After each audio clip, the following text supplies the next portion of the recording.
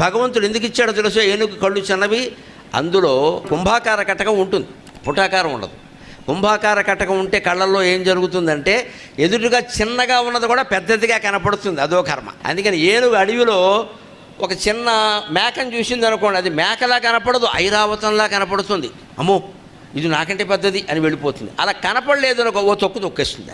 అలా ఏనుగు ఏ జంతువుని చంపకుండా ఉండడానికి భగవంతుడు ఏనుగుకి అటువంటి కళ్ళు ఇచ్చాడు. భగవంతుడు ఉన్నాడు అనడానికి ఇంతకంటే ఏం చెప్పక్కర్లేదు. ఏ మనిషికి, ఏ జంతువుకి, ఎవరికి ఏం అవసరమో అది ఇచ్చేశాడు. తల్లి కడుపులో బిడ్డ పడగానే తల్లికి పాలు చేపుతున్నాయండి. ఎంత ఆశ్చర్యకరమైన విషయం ఇది. అంటే పుట్టిన బిడ్డకి 2 సంవత్సరాల పాటు గ్యారంటీ ఇచ్చాడు దేవుడు. ఇంతకంటే దేవుడు ఉన్నాడు అనడానికి రుజువు ఏమైనా కావాలా? ఇలా గర్భం ధరించగానే పాలు చేపడం ఏమిటండి? బిడ్డ పుట్టగానే పాలు ఇవ్వడం ఏమిటండి? ఎక్కడి నుంచి వస్తున్నాయి? పైగా పుట్టిన బిడ్డకి ముర్రు పాలు అంటారు. అంతకంటే ఆరోగ్యకరమైన పదార్థమే లేదండి. శరీర నిర్మాణంలోనే సహజంగా జరిగిపోతుంది.